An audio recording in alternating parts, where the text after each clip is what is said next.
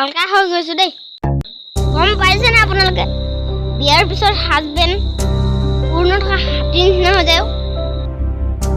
ইপিনে মায়ে বনোৱা খানা খাব লাগে ইপিনে মানুহজনীয়ে বনোৱা খানা খাব লাগে খাই খাই মই লিক থকা গেছৰ চিলিণ্ডাৰটো নিচিনা হৈছো তাৰ মাজতে আকৌ শাহু বাৰী কাজিয়া শুনিছানে নাই নাই আজি মই চিকেন বিৰিয়ানী নাখাওঁ দেই চিকেন বিৰিয়ানী নহয় আজি সিদ্ধান্তটো দিয়ে দিয়া কোন শুনিছনে মা আজি মাটিমাহ ঔটেঙা নাখাওঁ দেই মাটিমাহ নহয় তই আজি সিদ্ধান্তটো দিয়ে দে ভগৱান এইবাৰ কি সিদ্ধান্ত কথা কৈছে মই একো বুজিয়ে পোৱা নাই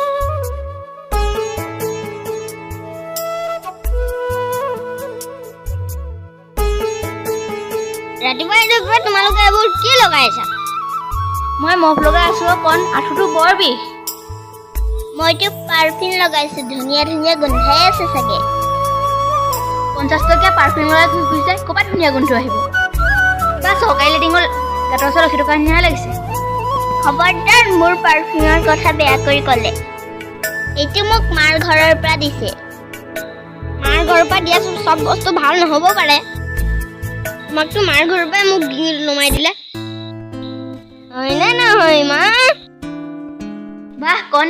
তই বৰ লাখ টকীয়া কথা কৈছ দেই এতিয়া মই ভাবিছো তই সিদ্ধান্তটো কৰিয়ে দে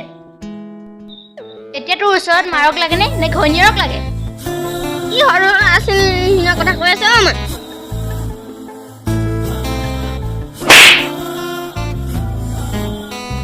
মই তোমাৰ মাৰৰ লগত সদায় যুদ্ধ কৰি থাকিব নোৱাৰো মই আগতে আগুৰৰ সেনাপতি আছিলো যে লগত যুদ্ধ লাগি থাকিবলৈ তোমাৰ কাজিয়া কৰা বয়স নি মা এতিয়াতো ভগৱানৰ নাম লোৱা গোবিন্দ গোবিন্দ গোবিন্দ চলমান তোক মই এনেকৈ শিকাইছিলো এনেকেহে কৰে तुझे देखा तो ये जाना सनम प्यार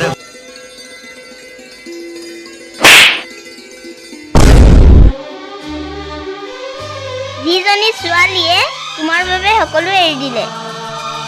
ঘৰ পৰিয়াল এৰি দিও এইজনী ছোৱালীৰ লগত তুমি এনেকুৱা কৰিছা নহয় জানো ঘৈণীয়েক পাই মোৰ কথা পাহৰি গৈ পাই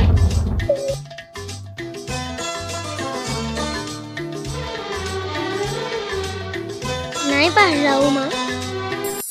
এতিয়া মই যাওঁ